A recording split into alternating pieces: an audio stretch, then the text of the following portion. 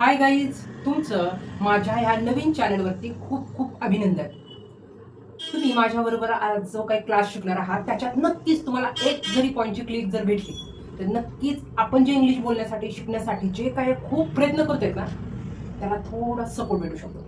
मला माहिती आहे आपल्या सगळ्यांना असं वाटतं की अरे बाबा इंग्लिश येणं काही इतकं सोपं नाही आहे. खूप खूप गोष्टीमध्ये ते सुचत नाही किंवा काही आठवत नाही. ऐन वेळेस वर्ब क्रिया जे आहे त्याचे नाव आठवत नाही, त्यांच्या स्पेलिंग येत नाहीयेत, सगळं गोंधळ आहे. पण हे इंग्लिश शिकायचं एवढं अवघड असून ह्या कशा सहज म्हणतात की आपण बोलायला शिकू. आणि ह्याच्यात खासियत ही आहे की मी तुम्हाला जसं सांगत जाईल ना तसं मी सुद्धा माझ्यात ग्रोथ करणार आहे. त्याच्यामुळे मी स्वतःला चॅलेंज दिलेलं आहे. त्यामुळे तुम्ही बिंदास राहा, तुम्ही फक्त पाहत राहा. खरंच तुम्हाला माझ्या व्हिडिओमधून थोडी मदत होती का? तर चला तर आज आपण काल जे शिकायचा प्रयत्न केला होता की कोण क्रिया करत आहे ते म्हणजे सब्जेक्ट. क्रिया काय आहे, क्रियेचं नाव काय आहे, उठणे, बसणे, झोपणे, खाणे, ती क्रिया आपल्याला 2 नंबरला घ्यायची आणि ती कशावर झाली, काय आहे ते आपल्याला म्हणजे ऑब्जेक्ट सांगायचं. हे आपल्या ब्रेनमध्ये ठेवायचं. आणि सगळ्यात गोल्डन ट्रिक तुम्हाला सांगू, 1000 क्रिया, 1000 वर्ब असलेले शब्द आपले पाठ नाहीत म्हणजे आपल्याला इंग्लिश येणार नाही. हे जे माझ्यासारखं तुमच्या जरी मनात असेल ना, प्लीज ही गोष्ट सोडूनच द्या, विसरूनच जा. आपल्याला फक्त आहे ना 3 गोष्टी फॉर्म्युला कळलाय, दॅट्स इट. आपण ट्राय करू शकतो. आणि काल मी तुम्हाला सांगायचा प्रयत्न केलाच होता की हे जे आहे ना, ही, शी, इट जो कर्ता आहे, जो सब्जेक्ट आहे, त्याच्याबरोबर हे यस आणि यस कधी येतं? जर आपल्याला हे बरोबर येतात पण त्यावेळेस त्या वर्बला यस आणि यस लावतात. तर हे यस काय भानगड आहे आणि यस कधी लावायचं हे मला सुद्धा खूप कन्फ्युज होतं. पण ते कन्फ्युजन आता एकदम माझं नील झालंय, तुमचं सुद्धा होईल. बघा तुम्ही ईएस आहे ना, यस सगळ्यांनाच लागणार पण ईएस फक्त थोड्याच वर्बला लागतात, फक्त 5 किंवा 6. सगळ्यात अगोदर वर्बच्या लास्टला यच येत असेल.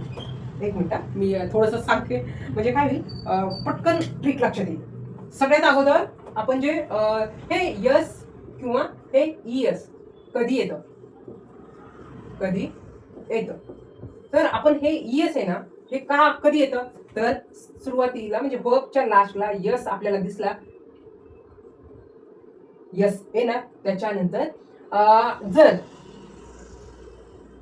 वर्बच्या लास्टला जर यस आला तिथं ईएस येणार. वर्बच्या लास्टला सी एच आला तिथं ईएस घेऊन येणारच. तसंच ओ जर आला लास्टला वर्बच्या क्रियेच्या लास्टला, ओ कसा येतो म्हणजे गो, जिओ, तिथं ईएसच येणार, यस येणारच नाही. प्लीज थोडंसं लक्ष द्या, कायमचं आपण खूप छान बोलू शकतो. तसंच एक्स जर आलं ना, एक्स तरी सुद्धा आहे ना ईएस येणारच. एक्स झालं ईएस येणार. नंतर येतो झेड, झेड जरी आला तरी ईएसच येतं.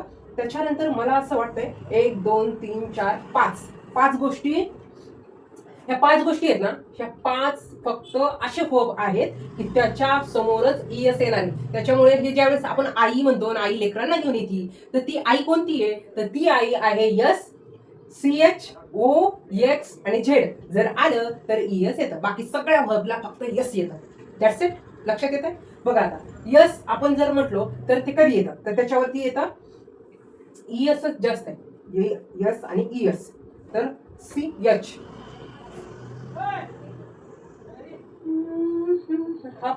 हे यस येण्यासाठी आपल्याला लक्षात आणावं लागेल, हा 5 शब्द आला की त्याच्या पुढे काय येणार,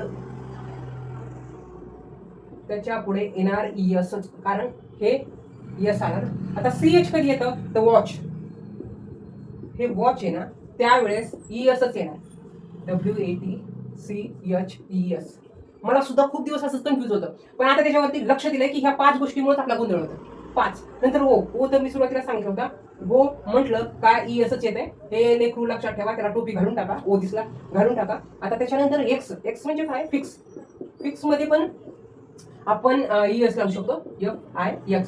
आता झेड शेवटला त्याचा आपण नंतर पाहू.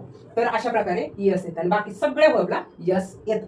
आता आपण आत्ता काय करता काय ते पाहू आणि कर्त्याच्या समोर यस आणि ईएस ला ओळखू. चला तर आपण पुढची स्टेप घेऊ.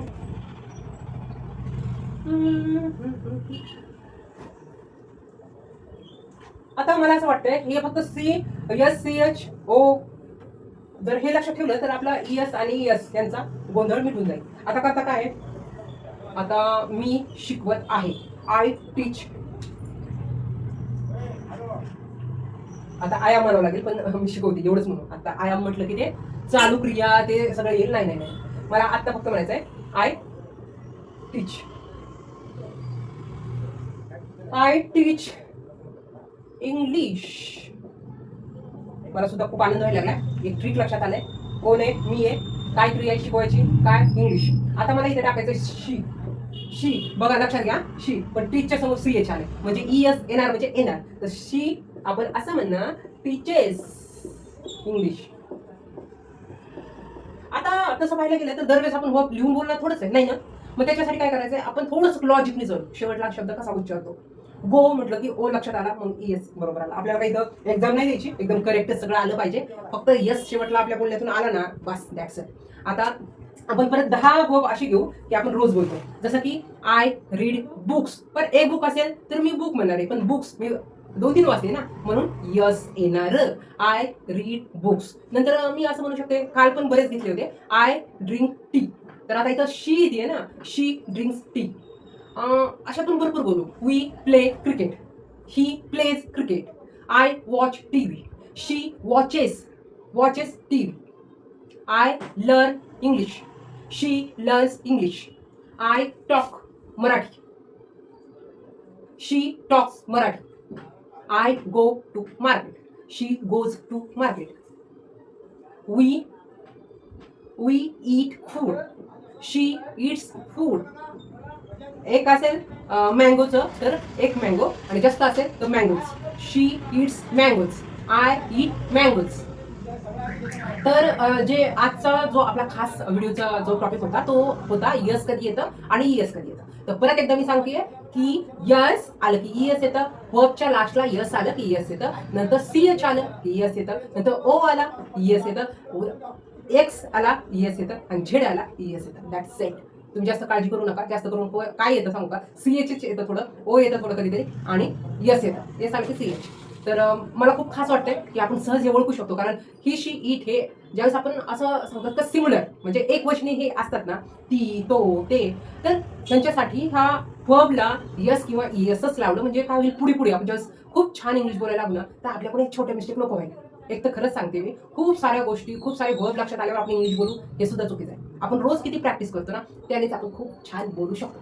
तर आजचा व्हिडिओ तुम्हाला कसा वाटला नक्कीच मला कमेंटमधून सांगा. यस आणि हा ESचा जो फंडा आहे ना, तो खरंच क्लिअर झालाय का? तुम्हाला कमेंटमध्ये यस म्हणून तुम्ही टाईप करू शकता, किंवा नाही लक्षात आलं तर नो सुद्धा सांगू शकता.